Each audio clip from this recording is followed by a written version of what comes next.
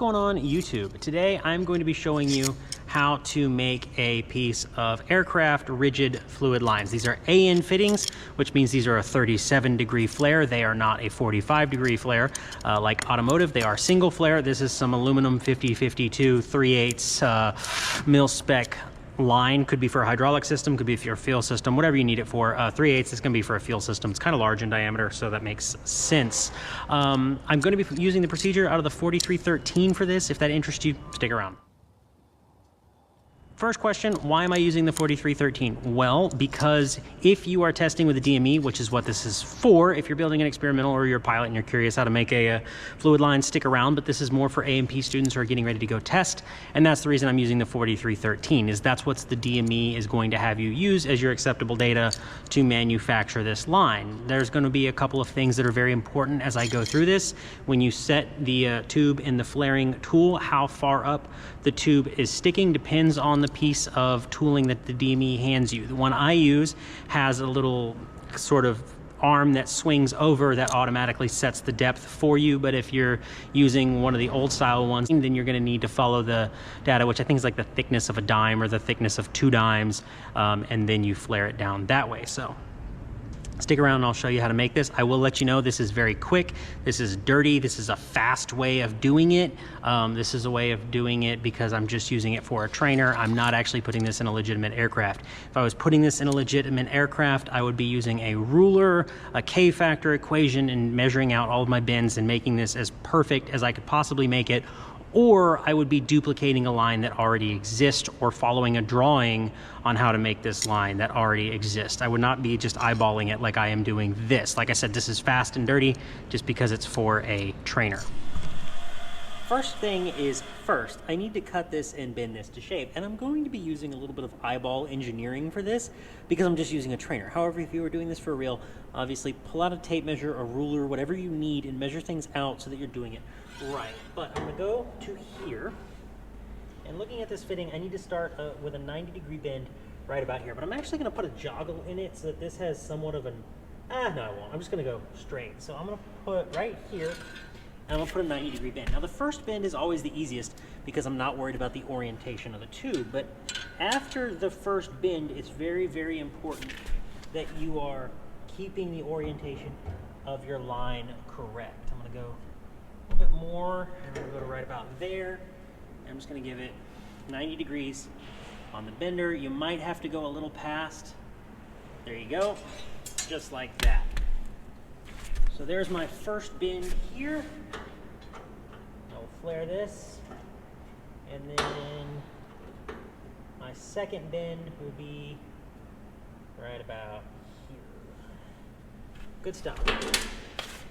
I want to keep this as flat as possible. I didn't do a good job of keeping that track of that.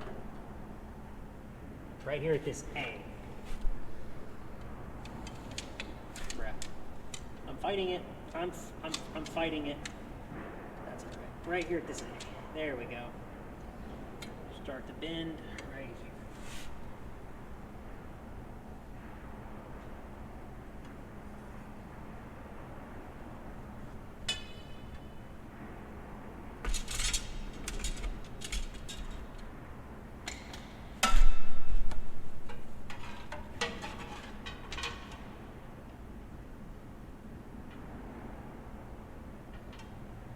All right, now I'm gonna go ahead and cut it off right about here.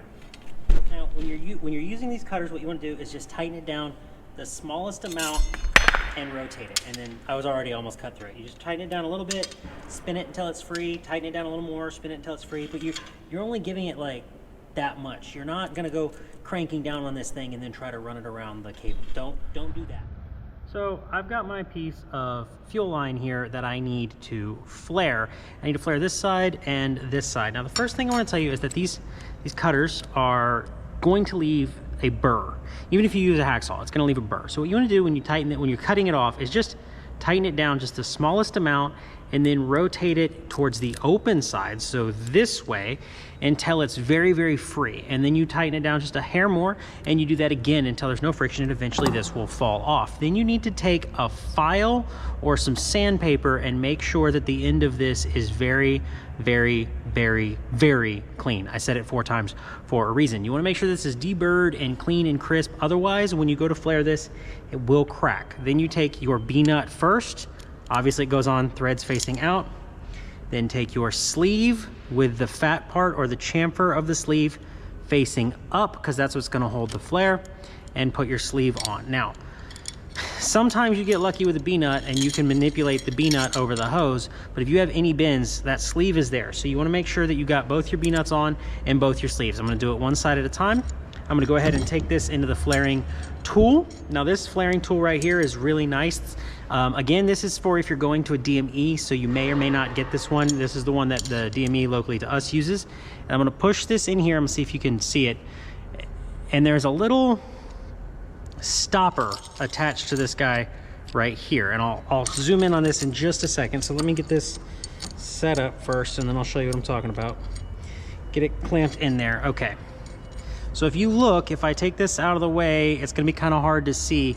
There is a little stopper right here attached to this guy. And that sets the depth of your metal line so that when you flare it, it comes out perfect. So I'm gonna go ahead and tighten this down here. And then I'm just gonna start working the flare cone in nicely. Now I'll just go a little bit, I'll come back out, I'll go a little more. Like this, I'll come back out, I'll go a little bit more, I'll come back out, I'll go a little bit more. And honestly, this is something that you get good at with practice. The more you do it, the better you get at it. Take this guy off of here, loosen this, bam.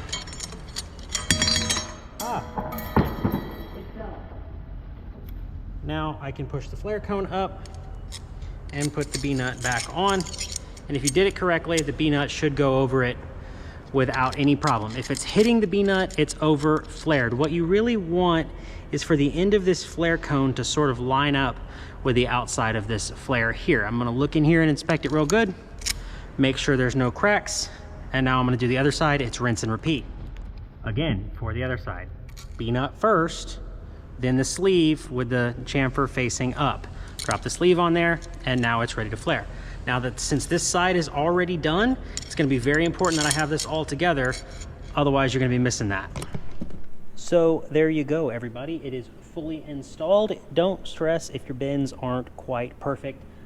With this O material, you can usually manipulate it by hand the rest of the way to make it perfect. I will warn you though, you don't want it under any sort of stress when you're actually putting the B-nut on. So you wanna sort of manipulate it by hand and then ensure that the B-nut goes on nice and smooth without having to force the line or bend the line to get it in place.